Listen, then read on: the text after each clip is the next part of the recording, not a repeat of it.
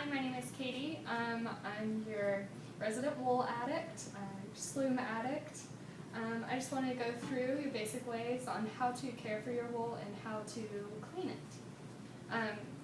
Some good wool washes are any of these that are lanolin rich. You have your sheepish grins, you've got your CJ's wool wash, and your Rapture. Anything with lanolin in it is going to wash your wool really nicely. My personal favorite is the Sheepish Grins Wool Wash Bar because I can just run it under the faucet and it makes my water cloudy and it's perfect. And to maintain your wool, you can use your CJ's Wool Revitalizer. I take it, turn your wool inside out, and I have a little boy, so I spray it right in the wet zone. For a little girl, you may spray a little lower.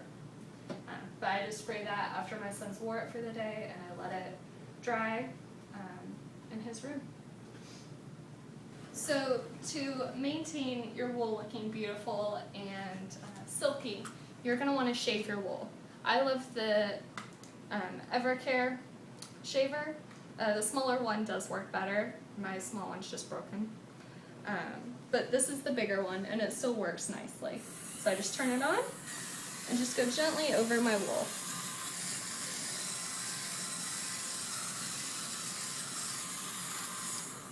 And before you shave it, you do want to make sure and go over your wool and make sure there's not any pulls.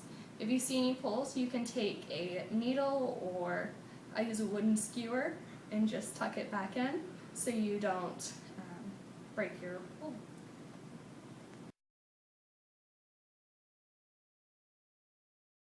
So to wash your wool, you want to make sure that it is the temperature of your baby's bath. Slightly warm but not hot, and you want to maintain the same temperature the entire time you're washing it, rinsing it,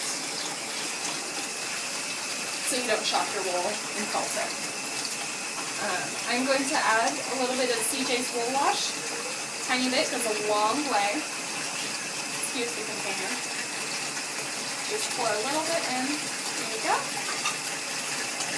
And my water gets cloudy.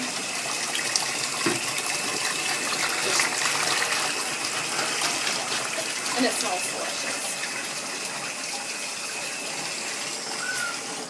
Turn that off. Everything's mixed in nicely.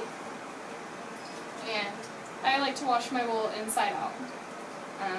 Most of the accidents happen to be on the inside. So I'm going to put it in.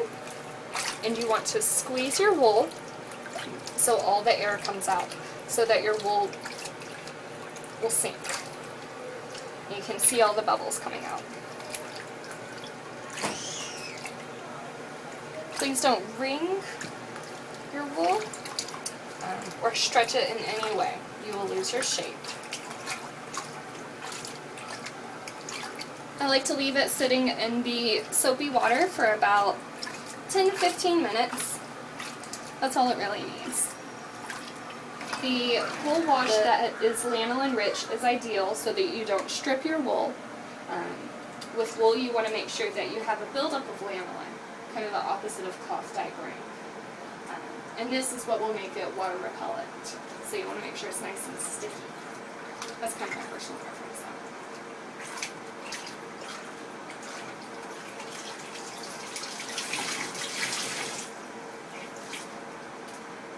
Now, another kind of personal preference, some people do this, some don't. I like to rinse my wool after I've washed it so that I get all the dirties out. So I'm making sure my temperature stays exact same as the water down here. And I just rinse my wool like that.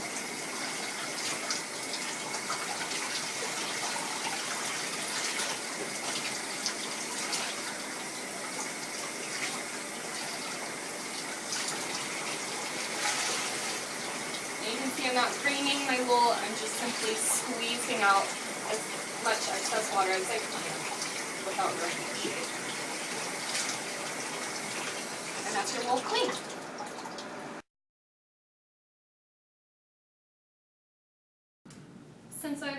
my wool, before I lanolize it, I like to wring out the excess water.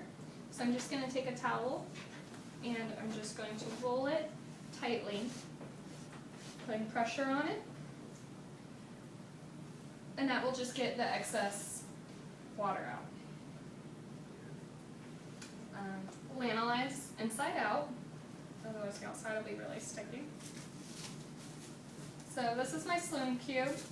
Your Sloomb cube will help break down your solid lanolin. Otherwise you will have oil and water.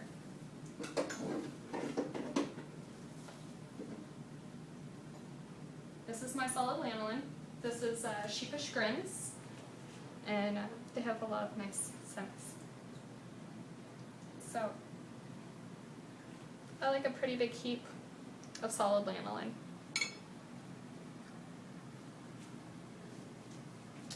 So I'm going to go ahead and pour the boiling water over the solid lanolin so you can see what it looks like without the Sloomb cube.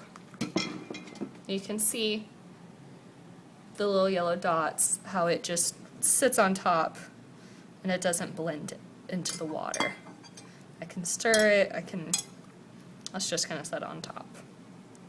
So, take a chunk of Sloomb cube,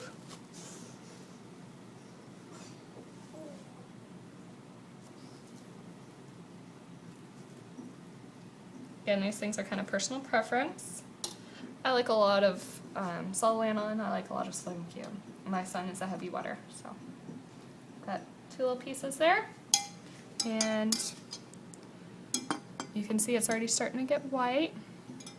I like to let it sit for about 10 minutes. So as you can see, it's kind of milky. I mean, the idea is a whole white consistency. So now I've got my perfect milky white consistency of Sloomb cube and solid lanolin. As you can see, there's no chunks, and you would see that because they're yellow. So I've got my lukewarm water in my plastic tub. My key to success with lanolizing is this plastic tub rather than using my kitchen sink. Because every time I use my kitchen sink, I would get curdles. And that's fine, really, but it just kind of annoyed me. So I like using the plastic tub. It's my lanolin tub. It's caked in lanolin, and it's fine. And it has worked best for me. So I'm going to pour into the water, stir it,